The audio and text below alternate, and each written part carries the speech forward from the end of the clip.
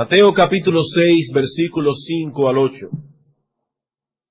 Y cuando ores, no seas como los hipócritas, porque ellos aman el orar en pie en las sinagogas y en las esquinas de las calles, para ser vistos de los hombres. De cierto os digo que ya tienen su recompensa.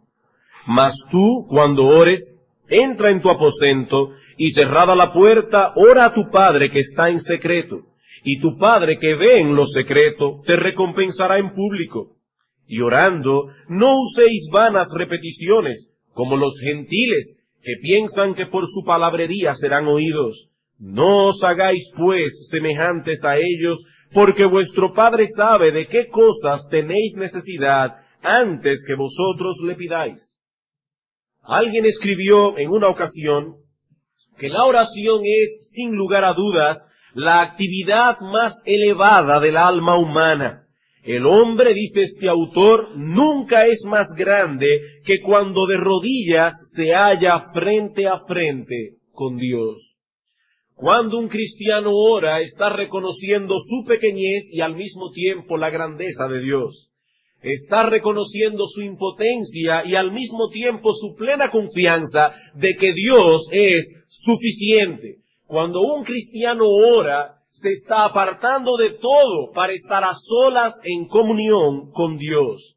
Hermanos, ¿qué puede ser más noble o más piadoso que dedicarse al cumplimiento de este deber? No obstante, la enseñanza que Cristo nuestro Señor nos da en este pasaje es que el pecado es algo tan terrible, el pecado es algo tan funesto que se manifiesta en nuestras vidas, incluso en el contexto de nuestras oraciones.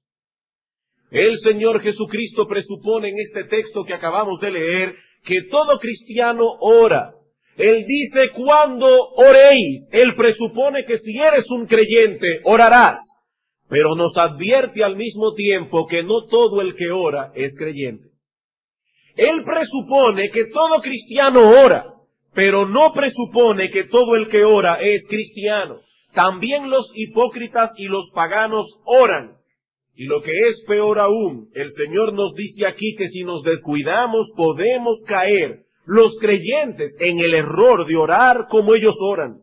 Dice en el versículo 5, y cuando ores, no seas como los hipócritas. Y en el versículo 7, y orando, no uséis vanas repeticiones como los gentiles, es decir, como los paganos que no conocen a Dios, que ellos piensan que por su palabrería serán oídos. Es tan terrible el pecado que nos persigue hasta las puertas mismas del cielo, e incluso aumenta su asedio y su acoso precisamente cuando de rodillas nos disponemos a entrar en comunión con Dios en oración. Y al menor descuido podemos encontrarnos, hermanos, con que orábamos como oran los hipócritas o como oran los paganos. ¿Y cómo oran los paganos? Haciendo vanas repeticiones para ver si pueden convencer a Dios que tenga misericordia de nosotros. Hermanos, nuestro Señor Jesucristo nos enseña en esta porción del monte que es factible que un verdadero creyente, un nacido de nuevo, caiga en el error de orar como oran los hipócritas, de orar como oran los paganos.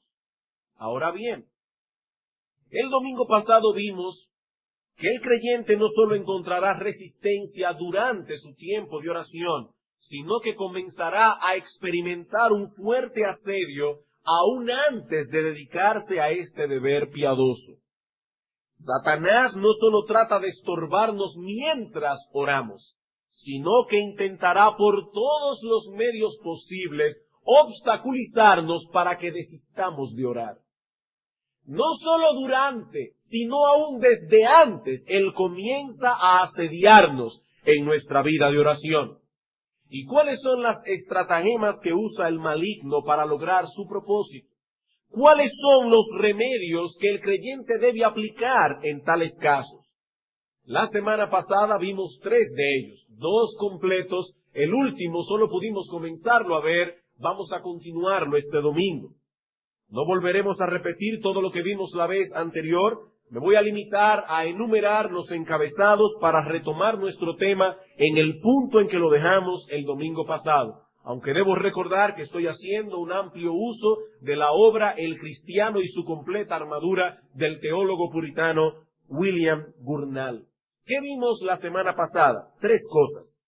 En primer lugar, vimos que cuando el creyente se dispone a orar, muchas veces Satanás lo acusa diciéndole que si ora en el estado en que está, no es más que un hipócrita. No voy a expandir todo eso, simplemente voy a enumerar. También, en segundo lugar, trata de convencernos de que no poseemos el don de la oración. Si al menos tú pudieras orar como ora fulano o como ora sutano, pero definitivamente tú no tienes ese don. Y en tercer lugar, y allí fue donde nos quedamos el domingo pasado, Satanás trata de convencernos de que esta no es una ocasión apropiada para orar, de que podremos hacerlo después. ¿Y cuáles son los argumentos que él usa para hacernos creer que ciertamente este no es un momento apropiado para orar? Vimos uno, hoy en la mañana veremos 2 más. En primer lugar, nos dice que nuestro cuerpo no está en condiciones en este momento para orar. Ya sea que estés enfermo o que estés cansado, él tratará de convencerte de que este no es un momento apropiado para acercarte al trono de la gracia, ni siquiera para pedir auxilio, ni siquiera para enviar tus oraciones como dardos al cielo. Pero es posible que tu dificultad no sea en este momento con tu cuerpo. Tú no tienes ningún problema con tu cuerpo. No estás enfermo, no estás cansado. Bueno, Satanás tiene un arsenal de argumentos para convencerte de que este no es el momento apropiado para orar. Y uno de esos argumentos es que nuestra alma, noten, antes era nuestro cuerpo, ahora estamos diciendo nuestras almas, no está en condiciones para dedicarnos al deber de la oración.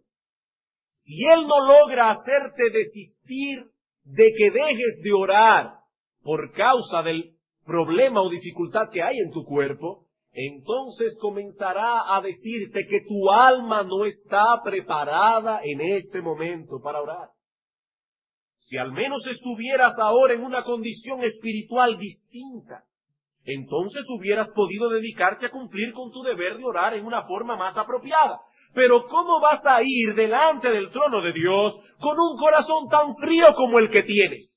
¿Acaso no sería mejor esperar que tu vida espiritual esté en mejores condiciones para entonces poder orar apropiadamente? ¿Alguna vez, hermano, te ha pasado ese argumento por la cabeza? ¿Cuáles son los argumentos que ahora nosotros como creyentes podemos usar para contrarrestar esos pensamientos, imaginaciones, a través de los cuales Satanás nos quiere llevar a pecar y a descuidar nuestro deber? ¿Qué respuesta nosotros podemos dar a nuestras almas para traerlas de rodillas delante de Dios en oración? Bueno, primer argumento, en forma de pregunta. ¿Ha sido alguna vez el descuido de un deber el método más apropiado para prepararnos para cumplir con ese deber en el futuro? ¿Ha sido alguna vez el descuido de un deber lo que nos equipará para cumplir en el futuro ese mismo deber? En otras palabras, hermanos, la pereza no se cura durmiendo. La pereza no se cura durmiendo. Si tienes una pierna con calambres por causa de su inactividad, ésta solo podrá librarse de esa condición moviéndola. Si descuidas tu vida de oración, porque tu alma no se encuentra en este momento preparada para orar, ¿qué va a suceder? Que vas a encontrar luego que será más difícil dedicarte a ese deber. Y mientras más tiempo pase, la situación no mejorará. Estás lejos de Dios, la situación va a empeorar. Pero mientras más rápido te dispongas a romper con ese círculo pecaminoso, menos dificultoso será. Así que no te dejes engañar por Satanás esperando tiempos mejores para dedicarte a orar, porque esos tiempos no llegarán sin oración. Dejar de orar es lo que te mantendrá encadenado en esa triste condición en que te encuentras en este momento. Así que, hermanos, eso no es un argumento para dejar de orar. otra cosa. Examina cuidadosamente a qué se debe la indisposición que se encuentra en tu corazón en este momento y que está obstaculizando tu vida de oración. Examina cuál es el problema. ¿Es acaso un pecado o varios pecados que no han sido debidamente confesados y mortificados? Porque esto te mantendrá lejos del trono de la gracia. El pecado no liga con la oración. El pecado no liga con la oración. Cuando el creyente está consciente de que no está siendo diáfano en su vida con respecto a Dios, se levanta en él un sentimiento de vergüenza que muchas veces le impide orar. ¿Qué debemos hacer en ese caso? ¿Dejar de orar? No, todo lo contrario. Ese es el momento en que debemos ir delante del trono de Dios en confesión de nuestra falta. Ese es el momento para clamar por una nueva medida de arrepentimiento y fe. Es el momento de ir delante del trono de Dios clamando por misericordia. Así que si en la noche cuando vas a dormir recuerdas que pecaste en el día, no dejes por eso de orar. Dedícate más bien con ahínco a buscar el rostro de Dios en oración. Dice alguien, seguramente será mejor clamar a Dios por perdón y porque nos dé más de su gracia que arriesgarte a cometer el mismo pecado o quizás uno peor mañana. Seguramente es mejor ir ahora delante del trono de Dios clamando por misericordia y pidiéndonos que nos dé su gracia para poder luchar contra el pecado, que arriesgarnos a seguir lejos de Dios y cometer un pecado peor mañana. El Señor nos dice en su palabra, velad y orad para que no entréis en tentación. La oración privada es un elemento de suprema importancia en nuestra lucha en pos de la santidad. Por tanto, el pecado siempre se las arreglará para alejarnos lo más posible de ese deber. Pero recuerda que el pecado no logrará eso sin tu consentimiento. El pecado ya no es nuestro rey. El pecado no logrará eso sin tu consentimiento. No permitas que tu propia corrupción te aleje del trono de Dios, porque si dejas de orar por causa de tu pecado, terminarás cayendo en un pozo cada vez más profundo de maldad. Pero alguien puede decir aquí, pastor, es que mi problema es mayor. El problema mío es que yo siento que Dios se ha alejado de mí. No solamente es que mi alma está fría, es que yo siento que Dios se ha alejado de mí, que Dios ha ocultado su rostro de mí, que Dios me ha desechado. Si tan solo pudiese experimentar otra vez esa cercanía que alguna vez yo tuve con Él, no sería difícil para mí dedicarme a orar. Hermano, si ese es tu problema, permíteme hacerte una pregunta. Si sientes que Dios se ha alejado de ti, ¿en qué otro lugar tú esperas encontrarlo que no sea en el camino de la obediencia y de la oración? ¿En qué otro lugar tú esperas encontrarte a Dios? Sí, ciertamente hay momentos en que Dios oculta su rostro de nosotros. Hermanos, hay momentos en que Dios oculta su rostro de nosotros. ¿Y saben para qué? Precisamente para que le busquemos más intensamente en la cámara secreta de la oración. Vamos a Oseas capítulo 5. Oseas, capítulo 5. Imagino que con estas clases que están dando acerca de los profetas, vamos a tener un poco más de pericia para encontrar, sobre todo los profetas menores. Oseas, después de Daniel. Oseas, capítulo 5, versículo 15. Noten cómo Dios habla acerca del castigo que dará a su pueblo por causa de su pecado. Dice, andaré y volveré a mi lugar hasta que reconozcan su pecado y busquen mi rostro. En su angustia me buscarán. Dice Dios, yo me alejaré de ellos, ocultaré mi rostro de ellos. ¿Para qué? Para que reconozcan su pecado, para que busquen mi rostro, porque si son verdaderos creyentes, sentirán tal angustia en su corazón que en su angustia me buscarán. ¿Y cuál es la respuesta del pueblo? Versículo 1 del capítulo 6. Venid, y volvamos a Jehová, porque Él arrebató y nos curará, Él hirió y nos vendará. Si estás experimentando esa soledad de Dios, el método más seguro para encontrarte de nuevo con Él es acudiendo al trono de la gracia, no huyendo de Él. Abraham tuvo que subir al monte Moría para encontrar el carnero que Dios había provisto. Si no sube al monte, no encuentra la provisión. De igual manera, hermanos, no debemos esperar la provisión para entonces subir. Debemos subir y allá encontraremos la provisión. Pero debemos subir primero. Dice el salmista en el Salmo 138, versículo 3, el día que clamé me respondiste. ¿Y cómo estaba el alma del salmista el día que él clamó? Dice el salmista, me fortaleciste con vigor en mi alma. El día que clamé, vine delante de ti con mi alma debilitada, pero como respuesta a mi clamor, como respuesta a mi oración, encontré vigor para mi alma. Así que Satanás tratará de convencerte de que debes esperar encontrarte en una mejor condición espiritual para que acudas a Dios en oración.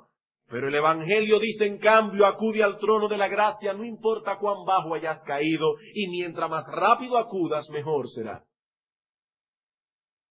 Hermano, por encima de tus sentimientos, debes ejercer fe en las promesas de Dios. Y Él dice en su palabra, clama a mí y yo te responderé. Solo la fe puede apagar esos dardos de fuego que el maligno nos envía continuamente para alejarnos de la cámara secreta de la oración. Pero el maligno cuenta con un argumento más para convencerte de que este no es el momento apropiado para orar. Recuerda, primero te dirá que tu cuerpo no está en condiciones. Después te dirá que tu alma no está en condiciones. Y si no puede con ninguna de las dos, te dirá entonces que tienes algunos asuntos muy importantes que atender en este momento. Tienes algunos asuntos muy importantes que atender en este momento. Si al menos estuvieras desocupado. Si no tuvieras tantas cosas que atender, entonces hubieras podido dedicarte a orar con tranquilidad. Pero ¿cómo vas a llegar delante de Dios en medio de tanta agitación? ¿Acaso no sería mejor esperar un momento más apropiado? No olvides, hermanos, que el diablo es un mendigo astuto. El diablo no te va a decir ora el año que viene, te va a decir, es un poquito de tiempo que te pido. Los mendigos astutos no están en la esquina pidiendo 500 pesos porque sabe que nadie se lo va a dar. Ellos piden poco. Satanás es igual. Pero no olvides lo que decíamos el domingo pasado. Cuando Satanás pide tiempo prestado es para robárselo. Satanás no devuelve lo que pide. Cuando pide tiempo prestado es para robárselo. Hermanos, cuando nuestros pensamientos se interpongan de ese modo para alejarnos de la oración, existen ciertas consideraciones que todo creyente debe hacerse con honestidad y objetividad. Primero, considera si no te estás sobrecargando con los negocios y con los afanes de este mundo. Si es verdad que tú no tienes tiempo para orar, considera entonces si no te estás sobrecargando con los negocios y con los asuntos de este mundo. Hermanos, Dios nos ha dado talentos, Dios nos ha dado capacidades, de modo que podamos dedicarnos a nuestros trabajos, a nuestras responsabilidades y ocupaciones. Por lo tanto, el Señor no se opondrá. Escuchen bien, hermanos, el Señor no se opondrá a que le dediquemos al mundo y a sus asuntos el tiempo que tales cosas requieren. Tenemos un trabajo que realizar, tenemos un cuerpo que cuidar, tenemos una familia que alimentar, y Dios no se opondrá a que le dediquemos tiempo a todos esos asuntos. Ahora, lo que no podemos hacer de ningún modo es darle al mundo aquello que únicamente le pertenece a Dios. ¿Ustedes recuerdan cuando un grupo de fariseos querían atrapar a Cristo con el asunto del tributo y se le presentaron al Señor diciendo, Señor, es lícito que nosotros demos tributo al César? Nosotros que somos la nación escogida de Dios. ¿Es justo que estos romanos opresores, esta nación invasora, nos exija tributo? Y el Señor Jesucristo, que sabía que le estaban poniendo a prueba, le dice a estos fariseos, dame una moneda. ¿De quién es la inscripción? De César. Bueno, denle a César lo que es de César. Pero el texto no termina allí. Dicen, denle a Dios lo que es de Dios. Hay cosas que son del César y debemos dársela al César. Yo no puedo tomar mis impuestos sobre la renta para echarlos en la caja de la ofrenda, porque Dios no mirará esas ofrendas con agrado. Ese impuesto sobre la renta le pertenece al Estado. Dad a César lo que es de César. Pero al mismo tiempo no olvides dar a Dios aquello que solo pertenece a Dios. Aquí debemos repetir algo que ha sido dicho antes en este púlpito. Si en nuestro horario habitual usualmente se nos dificulta o aún se nos imposibilita sacar tiempo para estar a solas en comunión con nuestro Dios, o para dedicarnos al cumplimiento de otros deberes como cuidar de la esposa, como cuidar de los hijos, hay algo que estamos haciendo que no es la voluntad de Dios. Y si tal cosa no está en la voluntad de Dios, entonces tal cosa es pecado para nosotros. Para otro puede ser que sea válida. Para nosotros tal cosa es pecado. Así que dejar de orar, porque tenemos demasiadas cosas que hacer, usualmente, porque yo reconozco, hermanos, que hay momentos providenciales en que nos sobrecargamos de trabajo. Por eso yo escogí mis palabras con cuidado. Yo dije, si hay en nuestro horario habitual algo que usualmente nos seduce y nos aparta de nuestros deberes, usualmente, no en una situación providencial, ese algo no está en la voluntad de Dios, aunque sea lícito en sí mismo. Aunque sea lícito en sí mismo. Y si no está en la voluntad de Dios, eso es pecado. Ahora, podríamos nosotros como creyentes excusarnos delante de Dios y decirle, Señor, perdona que no vine a orar hoy, pero es que estaba pecando. No pude venir a orar, Señor, estaba dedicado a pecar. ¿Qué pensaría un jefe si un trabajador llega tarde al trabajo y el jefe lo llama aparte y le dice, ¿qué pasó hoy? Ay, excúseme, jefe, era que estaba emborrachándome. ¿Creen ustedes que ese jefe va a aceptar esa excusa? No, por supuesto que no, seguramente no será aceptada. Bueno, de igual modo no podemos excusarnos de nuestro tiempo de oración por el hecho de que estábamos ocupados en cosas en las cuales no teníamos que estar ocupados. Esa excusa no es válida ante los ojos de Dios. Yo recuerdo hace muchos años que leí un pensamiento que me llamó mucho la atención. Todos aquí hemos oído el refrán que dice, no dejes para mañana lo que puedes hacer hoy.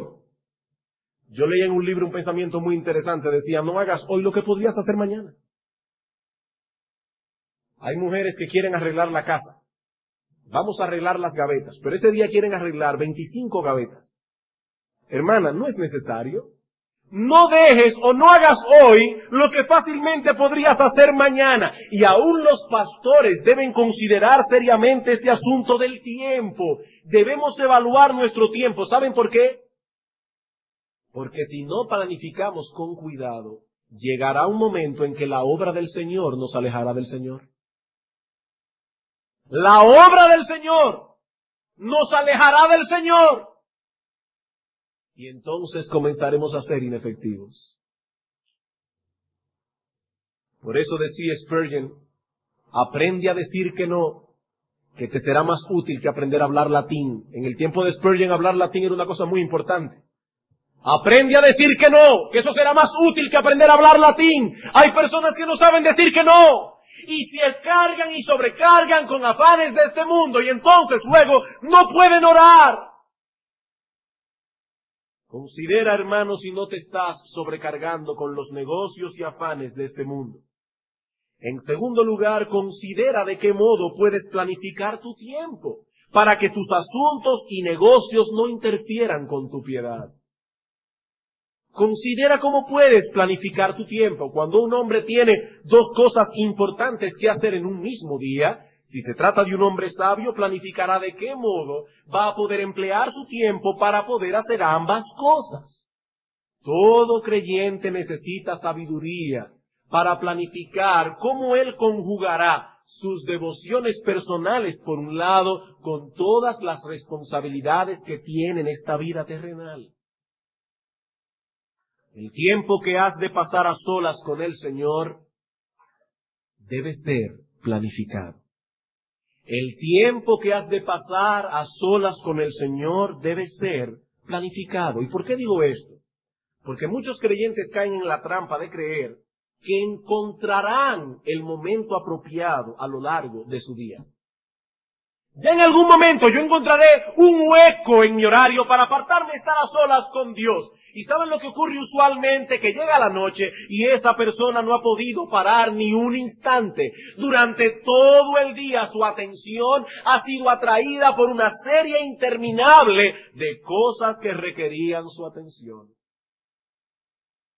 El tiempo para las devociones privadas no se encuentra, se fabrica.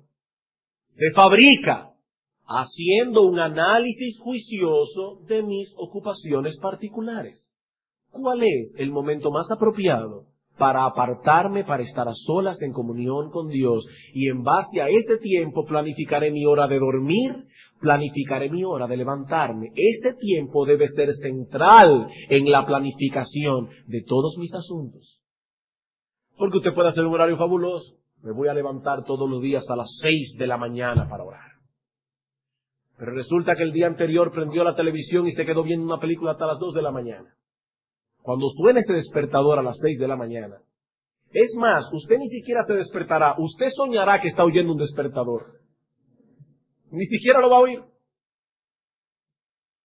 Tenemos que planificar nuestro tiempo. En tercer lugar, en cuanto a este mismo punto, procura tener nociones correctas acerca de la importancia de la oración. Procura tener nociones correctas acerca de la importancia de la oración. Algunas veces los creyentes son llevados por su impaciencia y su corrupción interna, oigan bien, a considerar la oración como una pérdida de tiempo. Somos tan impacientes y tenemos tantas cosas importantes que hacer, que dedicarnos a la oración sería permanecer pasivos en medio de tantos asuntos que requieren de nosotros una involucración activa. ¿Cómo voy yo en medio de tantas cosas a trancarme en mi habitación como si nada estuviera pasando para dedicarme a orar? Hermano, déjame hacerte una pregunta. ¿Considerarías tú tiempo perdido las horas que se toma un trabajador para afilar sus instrumentos? Imagínate un jardinero que se pasa una buena parte de su día afilando su machete. ¿Considerarías tú que el dedicar tiempo para afilar ese instrumento de trabajo es una pérdida de tiempo para ese trabajador? No, él no está perdiendo el tiempo, él se está preparando para ser más efectivo. La oración no es un obstáculo para que el cristiano se dedique a sus negocios, ni a sus recreaciones lícitas. Más bien contribuye, a que sus asuntos sean ejecutados más exitosamente y para que sus recreaciones sean santificadas. ¿Qué puede ser más recomendable que comenzar un negocio o una recreación en la presencia de Dios? ¿No dice Proverbios capítulo 3, versículo 5, fíate de Jehová de todo tu corazón, no te apoyes en tu propia prudencia, reconócelo a Él en todos tus caminos? No hagas nada sin ir primero a la presencia de Dios. En cuarto lugar, cuando vengan esos pensamientos de que tienes muchos asuntos importantes que hacer y no puedes dedicarte a orar, considera esto, que mientras más dificultades tengamos que vencer y más obstáculos que conquistar para tener comunión con Dios, más agradable será a los ojos de Dios. Mientras más obstáculos tengas que vencer para venir delante de Dios en oración, más apreciará Dios el tiempo que le estás dedicando. Ningún amigo es más apreciado que aquel que vino a visitarnos en medio de muchas ocupaciones. Uno sabe que ese individuo tiene un tiempo muy cargado y sin embargo, en su horario, apartó tiempo para venir a estar con nosotros. Pero por el contrario, qué molestas son las visitas de los vagos. El individuo que no tiene nada que hacer y te dice no tenía nada que hacer y pasé por aquí. ¿Aprecias tú esa visita? Yo no la aprecio mucho. En ese sentido, los hombres de Bet-Semes deben servirnos de ejemplo. Vamos a Primera de Samuel, capítulo 6. Primer libro de Samuel, capítulo 6. El arca del Señor había sido atrapada por los filisteos. Y el arca del Señor representaba para Israel la presencia de Dios en medio de ellos. Finalmente Dios comienza a castigar a los filisteos de tal manera que los filisteos deciden devolver el arca. Y los primeros que se toparon con el arca fueron los hombres de Bet-Semes. Dice en el versículo 12 del capítulo 6, y las vacas se encaminaron por el camino de Bet-Semes, y seguían camino recto andando y bramando sin apartarse ni a derecha ni a izquierda, y los príncipes de los filisteos fueron tras ellas hasta el límite de Bet-Semes. Y los de Bet-Semes segaban el trigo en el valle, y alzando los ojos vieron el arca, y se regocijaron cuando la vieron. Y el carro vino al campo de Josué de Bet-Semes, y paró allí, donde había una gran piedra, y ellos cortaron la madera del carro, y ofrecieron las vacas en holocaustos a Jehová.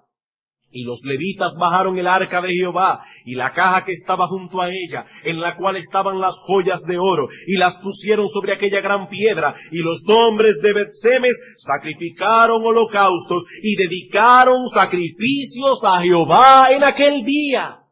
Era día de regocijo, la presencia de Dios a través del arca había vuelto al pueblo y había que parar de cegar porque el gozo por el regreso del arca, como dice Matthew Henry, fue mayor que su gozo por la cosecha.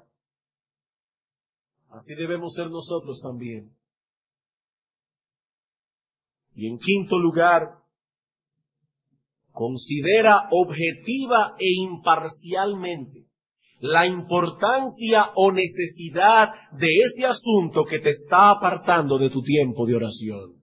Considera objetiva e imparcialmente la importancia o necesidad de ese asunto que te está apartando de tu tiempo de oración.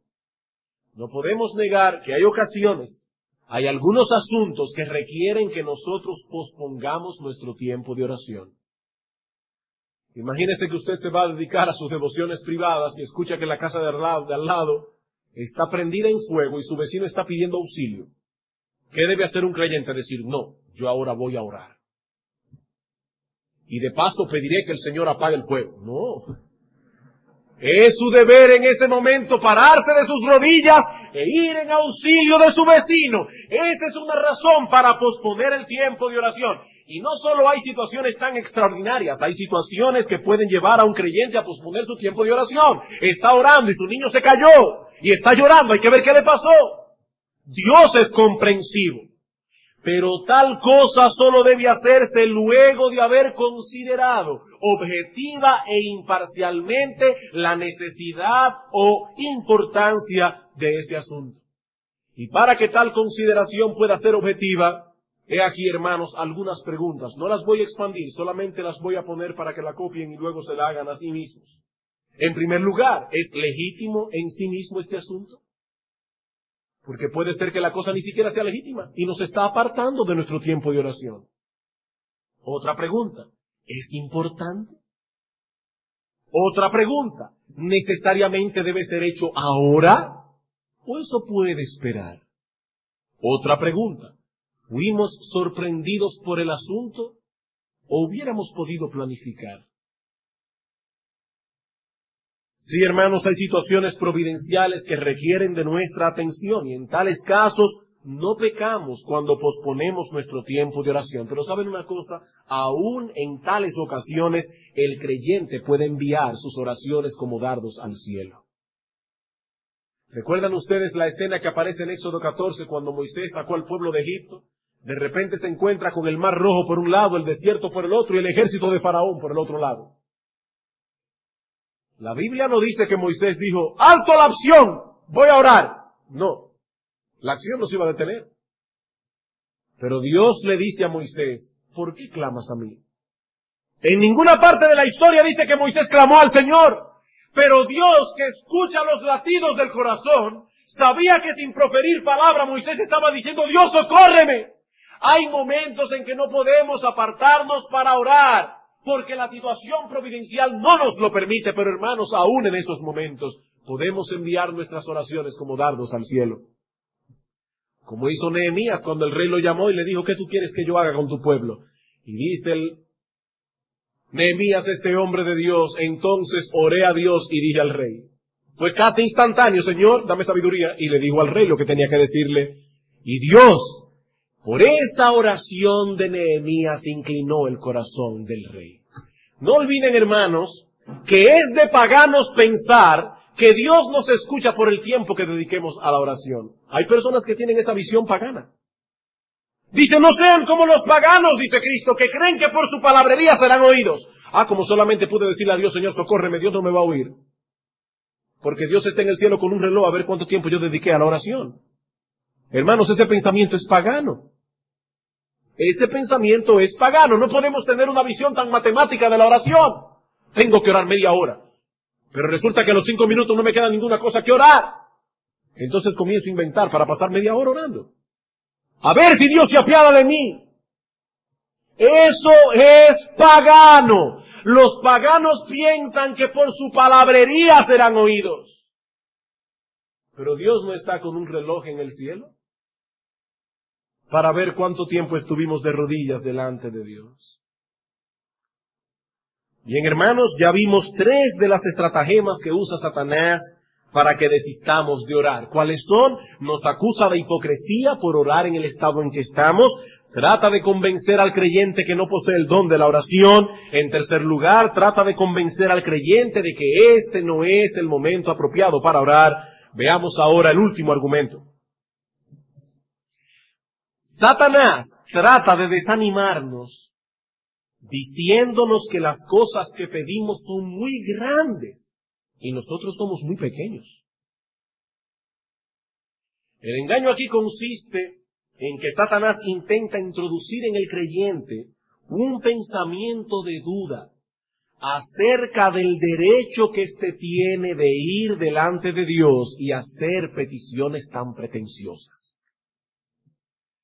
Estás pidiendo delante del trono de Dios que perdone todos tus pecados y que te conceda su amor y su favor.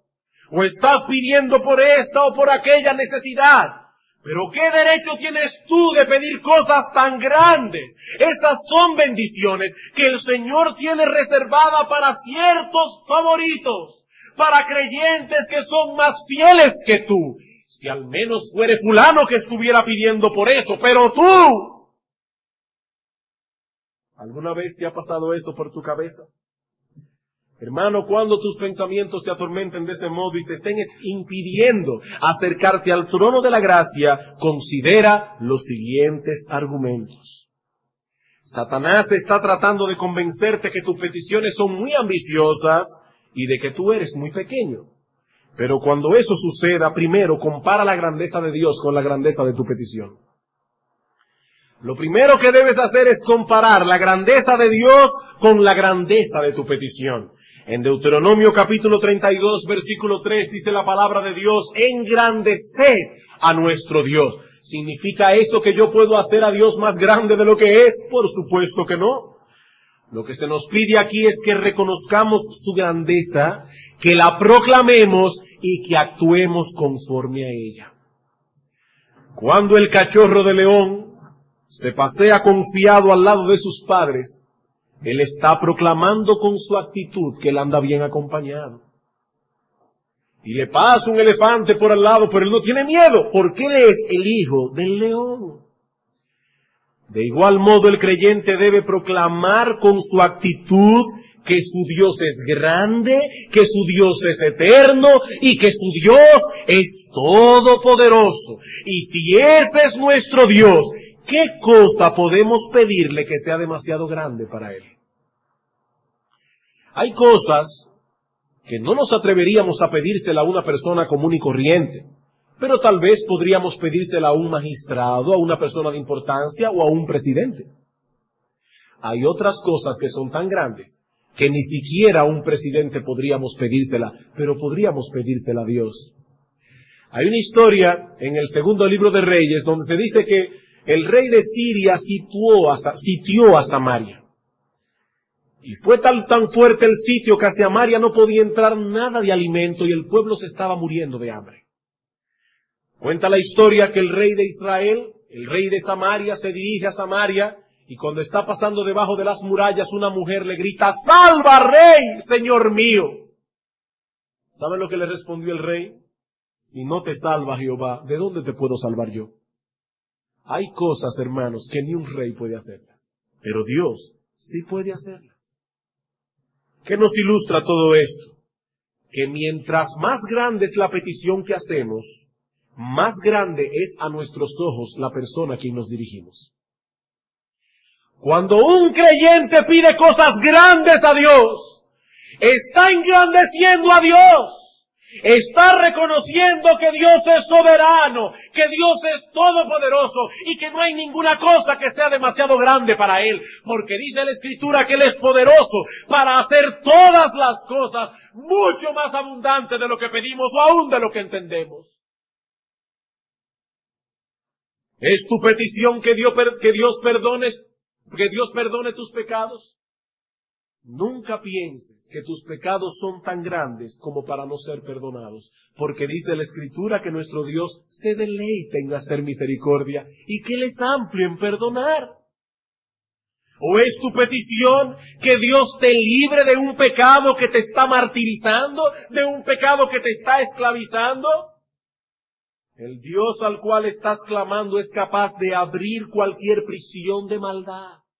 Cualquier prisión de maldad. Los egipcios tenían una cruel tiranía sobre los israelitas. ¿Y saben qué dice en Éxodo capítulo 14, versículo 24? Aconteció a la vigilia de la mañana que Jehová miró el campamento de los egipcios y trastornó el campamento. Hermanos, una mirada de Dios, una mirada suya, fue suficiente para destruir el ejército completo de Faraón y de terminar con la más cruel de las tiranías. Una mirada de Dios. ¿O estás pidiendo tal vez que Dios te libre de una gran aflicción? Estás en este momento sumido en tinieblas y no ves ni un pequeño rayo de luz por ningún lado. Recuerda entonces que Dios hizo todo lo que se ve de lo que no se veía. Siendo Él un espíritu puro, Dios no tiene cuerpo. Siendo Él un espíritu puro, tiene tanto poder que Él puede crear la materia solo con desearlo. Hermanos, Dios hizo todo lo que se ve de su palabra. Y si Él hizo todo lo que se ve de lo que no se veía, ¿acaso no tiene Él poder para poder arreglar esa materia cuando se ha vuelto un caos? La misericordia de Dios no es menor que su poder, ni su poder es menor que su misericordia. Él ha decretado que su poder infinito esté disponible para obrar en nuestras vidas, de modo que todas las cosas sean para nuestro bien. El mismo Señor dijo a Abraham en una ocasión: ¿hay para Dios alguna cosa difícil? Así que si en un momento dado piensas que tu petición es muy grande, lo primero que debes hacer es comparar tu petición con la grandeza de Dios y te vas a dar cuenta que lo que estás pidiendo es una nimiedad. ¿Qué puede ser demasiado grande para aquel que en 6 días hizo los cielos y la tierra? Lo que estás pidiendo es una tontería. Es algo que Dios puede hacer solamente con desearlo. Pero en segundo lugar, defiéndete contraponiendo las promesas de Dios a tus temores. Defiéndete contraponiendo las promesas de Dios a tus temores. Para que la oración del creyente sea efectiva, debe estar basada en las promesas que Dios nos ha dejado en su palabra. Dios no hará aquello que Él no ha prometido hacer. Hermanos, Dios no hará lo que Él no ha prometido hacer. Vamos a suponer que un individuo decide dejar de comer para siempre y subsistir únicamente por medio de la oración. De ahora en adelante, en vez de comer, el individuo en cuestión pedirá a Dios que llene su estómago. Yo quiero hacerles una pregunta. Hermanos, ¿tiene Dios suficiente poder para preservar la vida de ese individuo aún éste deje de comer? Respuesta: sí, Dios tiene poder para hacerlo. Otra pregunta. ¿Qué es lo que seguramente le sucederá a este hombre? Respuesta: se morirá de hambre. Pero pastor, usted acaba de decir que Dios tiene poder para alimentar a este individuo solamente con la oración. Sí, Dios tiene poder, pero Él no ha prometido hacerlo. Él ha dicho más bien que Él ha provisto los medios para sostener la vida del hombre, y eso lo veremos esta noche en la prédica acerca del simple, que vamos a ver por qué algunas personas envejecen prematuramente por su simpleza. Dios ha provisto medios, y si no usamos los medios, entonces cosecharemos el daño. Pedir que Dios nos provea alimentos, eso es bíblico. Pedirle que sostenga nuestra vida sin comer, eso es fanatismo. El creyente ora basado en las promesas que Dios nos ha revelado en las Escrituras. Y Él nos ha prometido que todas las cosas obrarán para nuestro bien. Él ha prometido suplirnos las gracias que necesitamos para que nuestro peregrinaje sea firme y seguro. Él ha hecho un pacto con nosotros de no volverse atrás, de hacernos bien. Y último argumento. Recuerda que Cristo pagó por las misericordias que necesitas. Recuerda que Cristo pagó por las misericordias que necesitas. ¿Cuál es el argumento de Satanás? Tú eres muy pequeño, ¿cómo te atreves a pedir cosas tan grandes? Hermano, no es en tu propio nombre que estás acudiendo delante del trono de Dios, porque si fuera en tu propio nombre no conseguirías absolutamente nada. Pero es en el nombre de Cristo que estamos acudiendo al Padre, y Dios el Padre no le niega nada a su Hijo. En Juan capítulo 16, versículo 23, dice el Señor: de cierto os digo, que todo cuanto pidiereis al Padre en mi nombre, por supuesto, basado en una promesa de Dios, como ya hemos visto, Él os lo dará.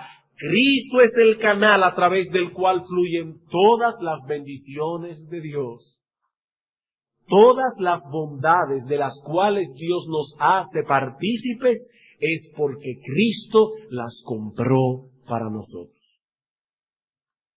Cuando Cristo murió en la cruz del Calvario, murió por un grupo específico de personas, para los cuales Él compró todas las gracias necesarias para su salvación y para el desarrollo y el sostén de su vida cristiana. Cristo compró para ti fe, Cristo compró para ti arrepentimiento, Cristo compró para ti regeneración, Cristo compró para ti perdón, Cristo compró para ti comunión con Dios, lo compró con el precio de su sangre.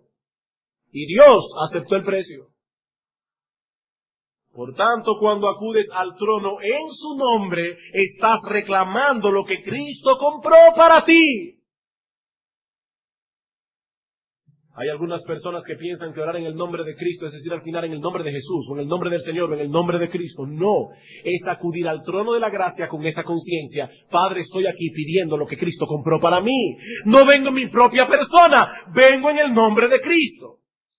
Supongamos que Juan Pérez es administrador de una empresa. Él no es el jefe de la empresa, él es un administrador.